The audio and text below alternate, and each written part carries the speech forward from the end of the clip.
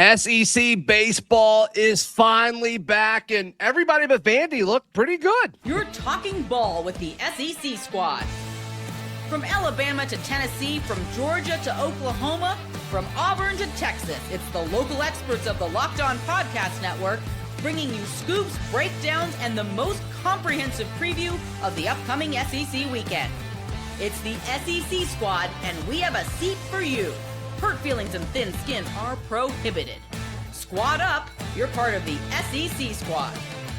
Yes, welcome on into another week, another SEC baseball squad. I'm Zac Blackerby. I host Locked On Auburn. Corey Burton, he hosts Locked On Vandy. Stephen Willis hosts Locked On Ole Miss. And Eric Kane, he hosts Locked On Vols. A lot of action from the first weekend of the college baseball season. And really, everybody looked good. In fact, the only team that doesn't have a winning record, Corey Burton, is the Vanderbilt Commodores, the Vandy Boys. Yeah, it was. Y'all actually played some actual teams, which props to y'all. We don't have to tell everybody that. Come on. What happened, Corey? Are you okay? Yeah, hey, everything's good. It was the Vandy Boys roller coaster ride is what happened. You had a really nice game against two ranked teams against TCU, fought hard. Colin Barzee hit 3 home runs. Connor Fennell looked great in his starter debut, but a throwing error was the difference in that game. They scored 2 runs, went ahead, and Vanderbilt couldn't recover. Saturday, they ruled Texas Tech. They crushed the ball. Brody Johnston also hit 3 home runs this weekend. They were mashing the ball. It looked like they were on the up and up. And then, of course, it all fell apart on Sunday morning. Oklahoma State ruled Vanderbilt in 7 innings, and Vanderbilt couldn't do much of anything. And that was the weekend. And the what we learned from this weekend was absolutely nothing. We learned everything that we already knew happened. We knew our starting pitching was going to be good. It was. We knew there was like 2 or 3 guys in the lineup that could hit. They hit.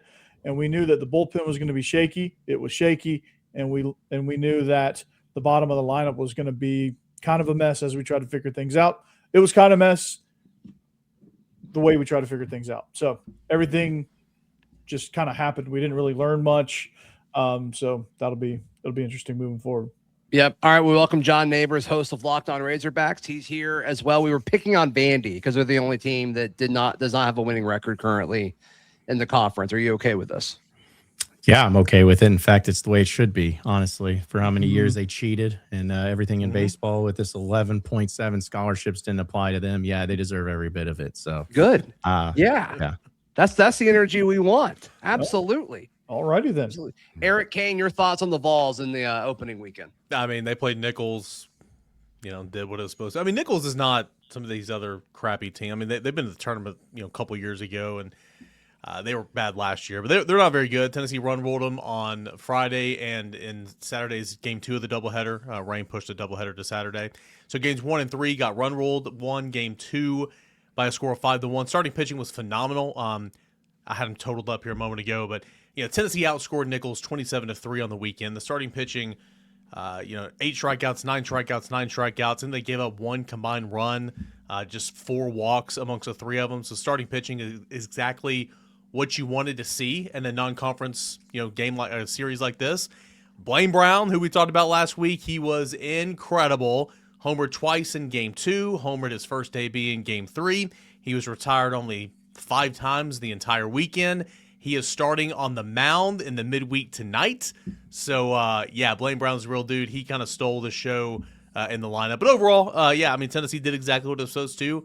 It was business as usual, and that's what you wanted to see, right? I mean, this is not an SEC series, but, Tony Vitello giving the baton to Josh Elander, and it looked about the same. So, mission accomplished for the Vols.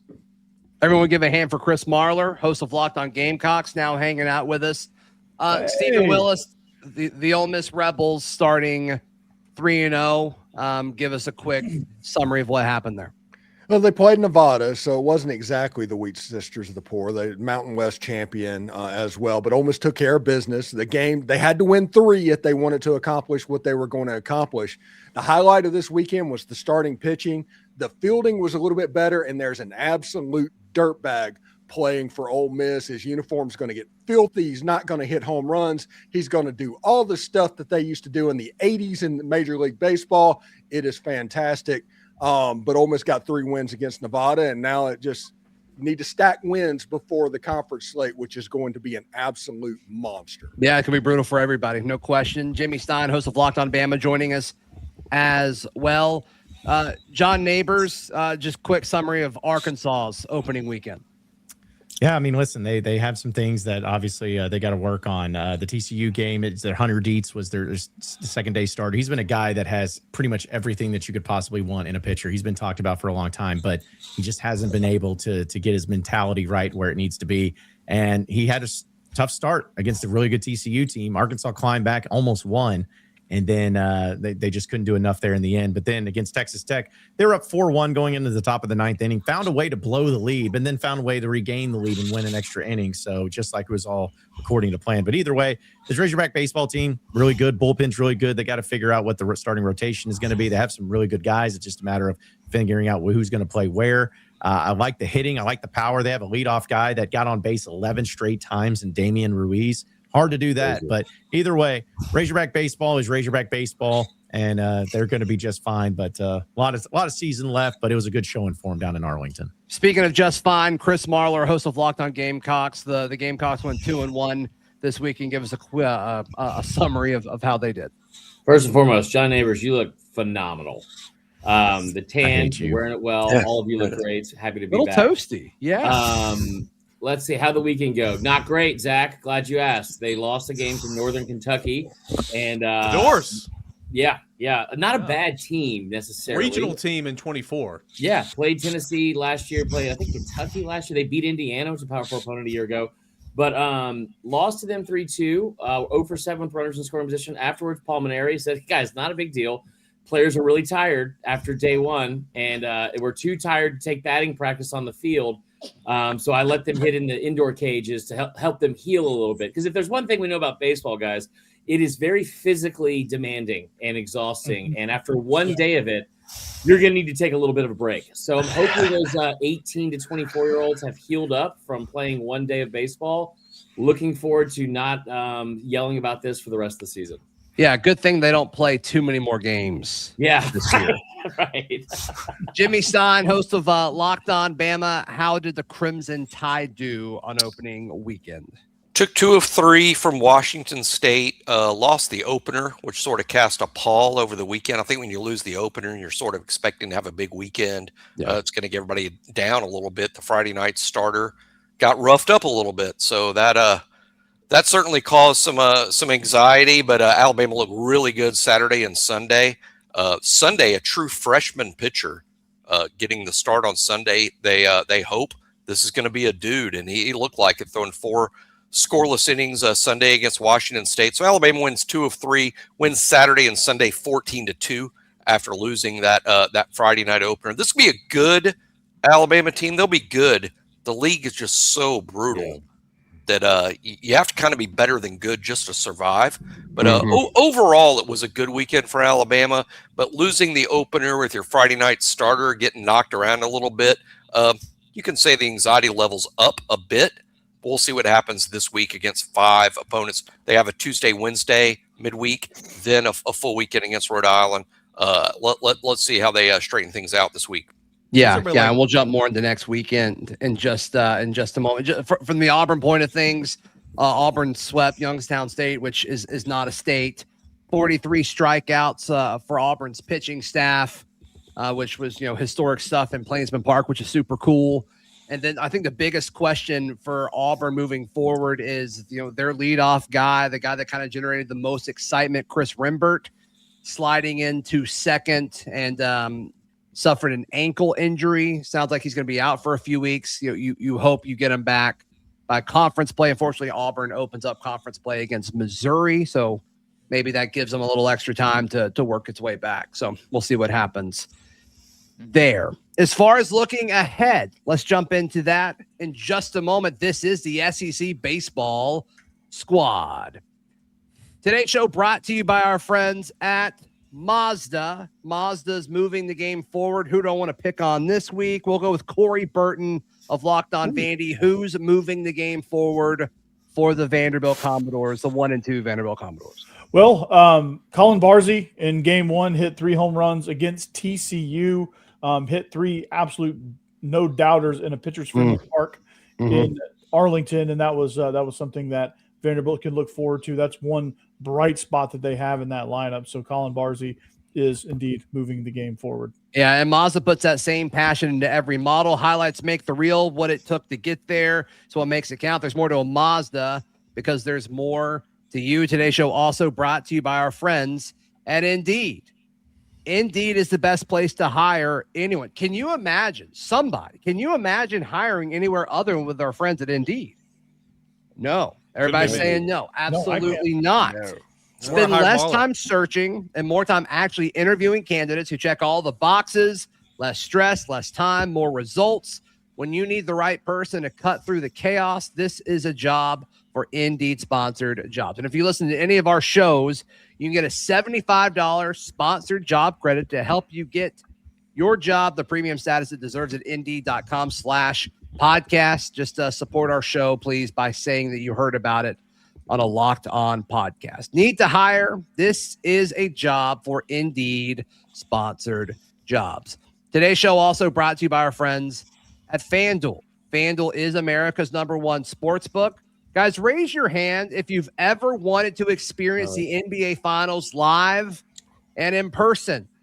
Well, FanDuel is giving you the chance to turn that dream into a reality with their NBA sweepstakes. Here's how it works. Use your profit boost on any NBA futures, and you'll automatically be entered for a shot to win an NBA Finals trip for 2. That's right, flights, tickets, and the whole experience. Chris Marler, who would you take on this trip if you want it? I thought you were going to ask about the Winter Olympics. I've been really invested into the Winter Olympics from a gambling standpoint. So FanDuel, been awesome for the men's hockey. What's been your team. best event?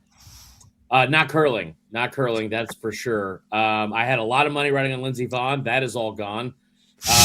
But then also, no, men's hockey, just over 1.5 goals in the first period. It has been really, really good for most of the entire tournament. So there you go. Visit FanDuel.com to get started. Use your profit boost on an NBA future and get entered for your chance to win a trip to the NBA Finals. Located in Oklahoma City.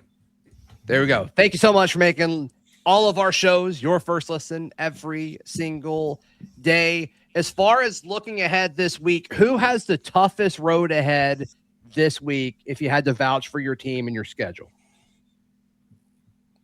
Wow. Not me. Not Alabama. Eastern Not Michigan, Alabama. 2 games set midweek, and Marist on the weekend. The folks here that it might be Auburn tonight, Tuesday night. We host Cincinnati. They've got an All-American catcher, one of the best catchers in the Big sport. Red Machine. Big Red Machine. There we go. Connie Bench, right? Yeah. There we go. Yeah. Good matchup there.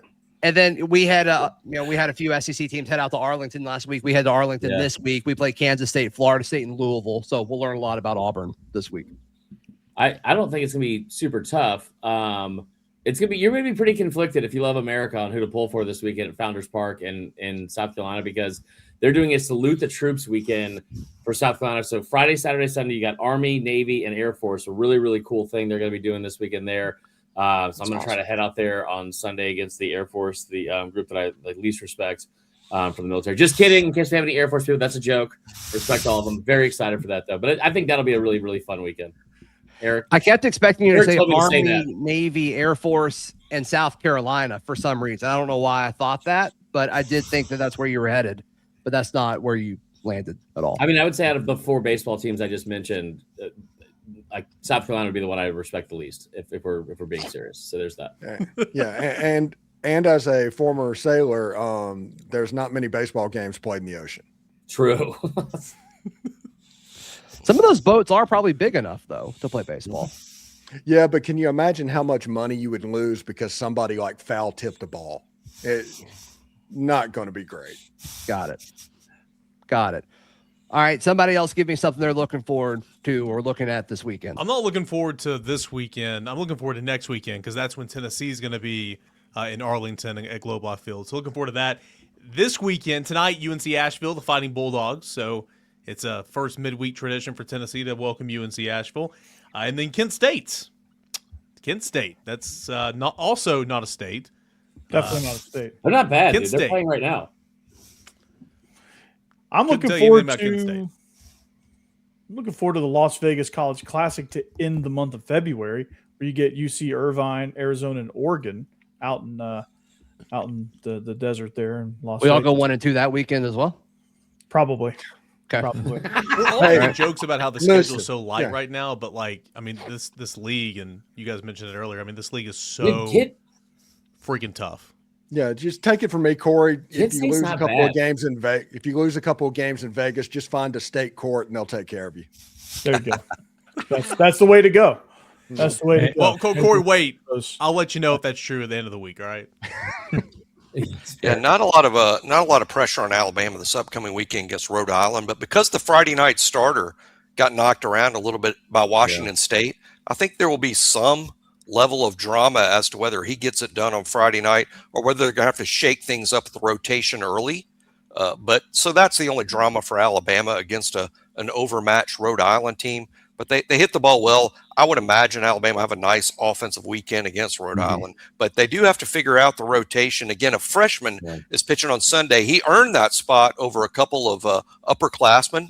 So it'll be interesting to see if he gets bumped up to Saturday after this weekend. Yeah, it's interesting to see how different, teams handle that, because there's an argument of, okay, do you run them back out there again? But also, as we've all said at different points in this, the league is so brutal. By the time conference play starts in a few weeks, you need to have a pretty good idea of what your rotation looks like. Yeah. So do you try other guys, or do you say, no, you're our Friday guy going into the season for a reason? We got to ride with you a little bit more. It's tricky because there is a time limit to this. I think speaking on that too, I don't ever want to speak for Moscona, so no one tell him that I did that. But LSU, the other team, I would say that's got a pretty interesting weekend. They're going down to Jacksonville to play in that Jack's Baseball Classic. I think Bama played in it last year, had that walk-off with LeBron against Ohio State. But LSU will play Indiana, Notre Dame, and UCF. So that'll be a pretty fun weekend. And they're kind of in the same boat with the Friday night starter. Casey Evans didn't take a loss or anything on opening day, but a guy that everyone was very, very high on how great he was a year ago as a stopper and coming out of the pen. Not the best opening day. So he'll get a chance at a little bit of redemption. That lineup LSU has is unreal. It's the two teams I think I was most impressed with the weekend was Tennessee and LSU, and it's because they were able to hit the ball. We knew Tennessee would always be able to do that, but also the pitching with paired with both of those is really good. Hey, Marler, who's your favorite guy on the LSU's starting lineup? Dude, it's not a starter. Omar Serna is that the big boy? monster. Hold on, is that the big boy? No, that's Zach York, and I do love that. That's my guy. That guy. He just hit a bomb. We're recording this, the Peel Behind the Onion Monday night. He hit another home run.